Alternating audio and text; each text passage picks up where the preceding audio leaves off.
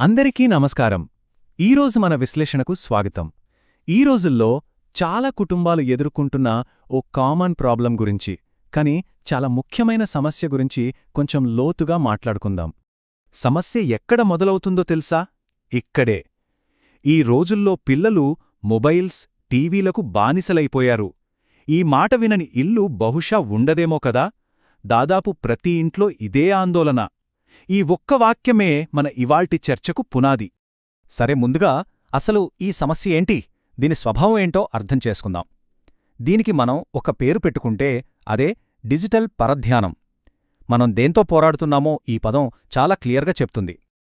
ఇంతకీ ఏంటి డిజిటల్ పరధ్యానం? సింపుల్గా చెప్పాలంటే పిల్లలు ఫోన్లు, టీవీలు లాంటి ఎలక్ట్రానిక్ గ్యాడ్జెట్స్లో అలా మునిగిపోయి వాళ్ల చుట్టూ ఉన్న ప్రపంచంతో, మనుషులతో సంబంధం కోల్పోయే పరిస్థితన్నమాట. ఓకే, సమస్య ఏంటో మనకు తెలిసింది. కానీ ఇంత పెద్ద సవాలును దాటడానికి ఏదైనా మార్గం ఉందా? దీనికి అసలు పరిష్కారం సాధ్యమేనా? ఈ ప్రశ్న నుంచే మనం సొల్యూషన్ వైపు వెళ్ళబోతున్నాం. ఇక సమస్యల నుంచి పరిష్కారం వైపు అడుగులేద్దాం. మన పిల్లల బాల్యాన్ని మళ్లీ వాళ్లకు తిరిగివ్వడానికి మన ముందు ఒక 2 భాగాల పరిష్కారం సిద్ధంగా ఉంది. ఆ పరిష్కారానికి రెండు పిల్లర్సున్నాయంట. ఒకటి తల్లిదండ్రుల నియంత్రణ, అంటే పేరెంటల్ కంట్రోల్. రెండవది తల్లిదండ్రుల సాన్నిధ్యం, అంటే పేరెంటల్ ప్రెజెన్స్. ఈ రెండూ వేర్వేరుగా అనిపించొచ్చు, కానీ ఈ రెండింటినీ కలుపుతేనే అసలైన పవర్. ఫస్ట్, ఈ కంట్రోల్ అంటే నియంత్రణ సూత్రం గురించి చూద్దాం. ఇక్కడ నియంత్రణ అనగానే కఠినంగా అధికారం చలాయించడం అని కాదు. దాని అసలు అర్థం ప్రేమతో వాళ్లకు దారి చూపించడం, కొన్ని హద్దులు పెట్టడం. మరి ప్రాక్టికల్గా నియంత్రణ అంటే ఏం చెయ్యాలి? అంటే రోజుకి ఎంతసేపు స్క్రీన్ చూడాలి అని ఒక టైం లిమిట్ పెట్టడం, వాళ్లు టెక్నాలజీని ఎలా వాడుతున్నారో గమనిస్తూ వాళ్లకు గైడెన్స్ ఇవ్వడం, అలాగే ఇంట్లో భోజనం చేసేటప్పుడు, బెడ్రూంలో, ఇలా కొన్ని చోట్ల కొన్ని సమయాల్లో నో డివైస్ జోన్స్ క్రియేట్ చేయడం. ఓకే, కంట్రోల్ అనేది ఒక భాగం. ఇప్పుడు సొల్యూషన్లో రెండో, ఇంకా చెప్పాలంటే చాలా ఎమోషనల్ పార్ట్కి వద్దాం.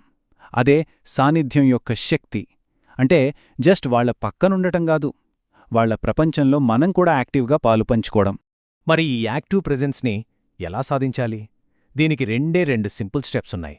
మొదటిది వాళ్లతో ఎక్కువ సమయం గడపడం. అంటే మన ఫోన్ పక్కన పెట్టేసి 100% వాళ్లతోనే ఉండటం. రెండవది వాళ్లతో కలిసి ఆడుకోవడం. అది ఇంట్లో ఆడే చిన్న చిన్న ఆటలైనా పర్లేదు, బయట ఆడే ఆటలైనా పర్లేదు.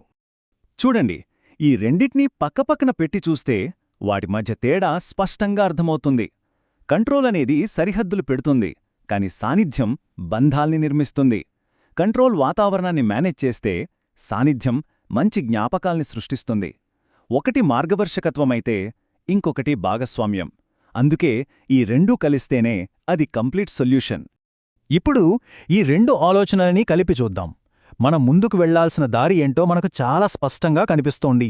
గుర్తుపెట్టుకోండి, ఈ మొత్తం స్ట్రాటజీ కేవలం 2 సింపుల్ కానీ చాలా పవర్ఫుల్ సూత్రాల చుట్టూనే తిరుగుతుంది. జస్ట్ 2. సో మనం గుర్తుపెట్టుకోవాల్సిన అసలు విషయమేంటి? పిల్లలతో మన బంధాన్ని మళ్లీ పటిష్టం చేసుకోవడానికి మన చేతిలో ఉన్నవి 2 తాళాలు. మొదటికి పేరెంటల్ కంట్రోల్, ఇక రెండవకి పేరెంటల్ ప్రెజెన్స్. ఈ 2 తాళాలు పిల్లల ప్రపంచంలోకి తిరిగి ప్రవేశించడానికి మనకు సహాయపడతాయి.